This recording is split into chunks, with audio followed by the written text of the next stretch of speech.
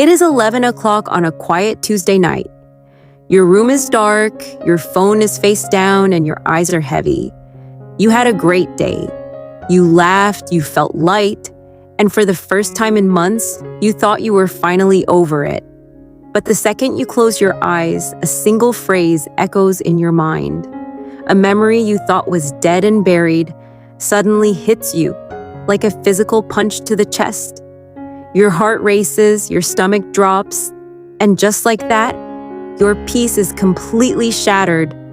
Why does your brain do this to you? Why does it feel like an invisible hand reaches into your past, grabs the one memory you hate the most, and forces you to watch it on loop? What if I told you that you are not replaying that memory because you are weak, but because your brain thinks forgetting it could literally kill you? If you spend your nights fighting with a past you cannot change, take a deep breath. You are not crazy.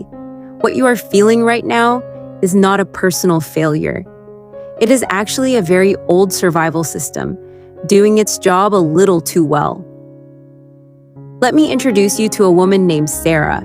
Sarah is 32 years old, and on the outside, her life looks great. She has a good job, a cozy apartment, and friends who care about her. But every evening when Sarah cooks dinner alone, her mind travels back to one specific rainy Tuesday 2 years ago. She still remembers the half-eaten meal on the table. She remembers the cold, distant look in her partner's eyes. And she remembers the sharp sound of the front door closing for the very last time. Sarah hates this memory. It ruins her quiet evenings and steals her peace. Yet, almost every single night, her mind drags her back into that same silent room. Why would Sarah's brain keep torturing her with a moment that causes so much pain?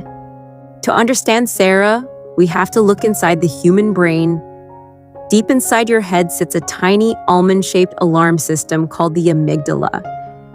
Thousands of years ago, this little alarm system had one job: keep you alive. If an early human ate a poisonous wild berry and barely survived, the brain made sure they never forgot that red berry. It made the memory loud, terrifying, and impossible to ignore. That system was great for surviving in the wild. But today, your brain uses that exact same alarm system for emotional pain. When Sarah's partner walked out that door, her brain did not just register a sad moment. It registered a threat to her safety and emotional survival. To your brain, a broken heart feels shockingly similar to physical danger, so your mind creates a high-priority file for that painful moment. It puts that file right at the top of the stack. Your brain is not replaying the memory to hurt you. It is desperately trying to protect you. It keeps whispering, "Look at this. Remember this pain and never let it happen again." Have you ever wondered why bad memories stick around forever, while good memories fade so fast? Imagine you received 10 wonderful compliments today, but one person says something rude to you. Which one do you replay in your head while trying to fall asleep tonight? You focus on the rude comment every single time. Psychologists call this the negativity bias. But you can think of it like Velcro and Teflon. Your brain acts like sticky Velcro for bad experiences, but like non-stick Teflon for good ones. Good moments make you feel warm, but painful moments make your brain feel unsafe. So your brain glues the painful stuff right to the front of your mind. Sarah sits on her couch for hours, playing out alternate endings in her head. She thinks, what if I had been more patient that night?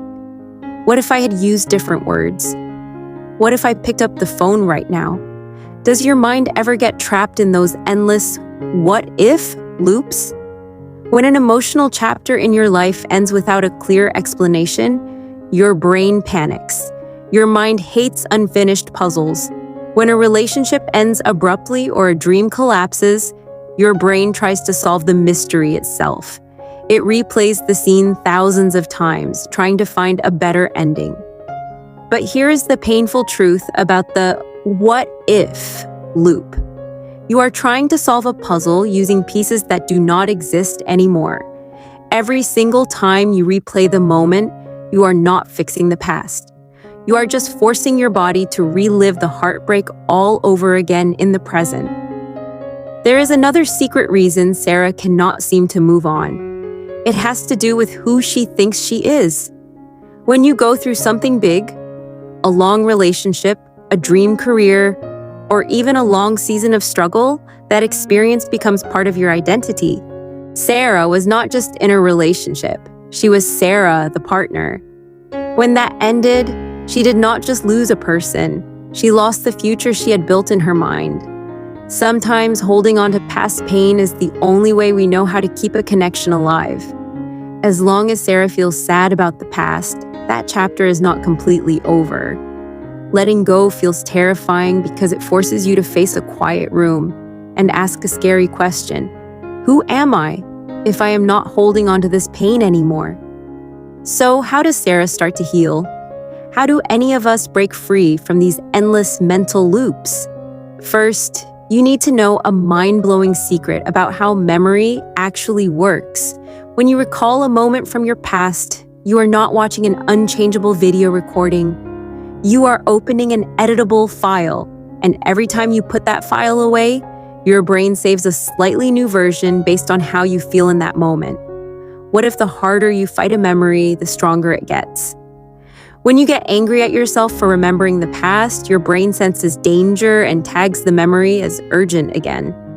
But when Sarah sat down with a simple journal and wrote about her past without judgment, something shifted. Instead of panicking, she brought calm energy to the old memory. She spoke to herself like a supportive friend. She wrote, "That was a heartbreaking night, but I am safe in my apartment right now. I survived it and I am going to be okay." When you treat yourself with kindness instead of frustration, your brain slowly rewrites the file. It unhooks the sharp alarm from the picture in your mind. The memory stays, but the burning sting attached to it begins to fade away. Another powerful step is giving your brain a brand new puzzle to solve. Your mind cannot focus on two big emotional stories at the same time. If you do not actively create new moments today, your brain will naturally drift backward to fill the empty space. Sarah decided to sign up for a local pottery class on Thursday nights. At first, it felt small and simple, but slowly, her brain had something fresh to process. It had the feeling of wet clay, new faces to talk to, and new skills to learn. Step by step, the old memory had to make room for her new life. You do not need to fight your past anymore. Next time an old memory comes back to visit you late at night, do not scream at yourself to stop. Take a slow, deep breath. Notice what your brain is doing. Gently say to yourself, "Thank you, brain, for trying to protect me, but I am safe right now."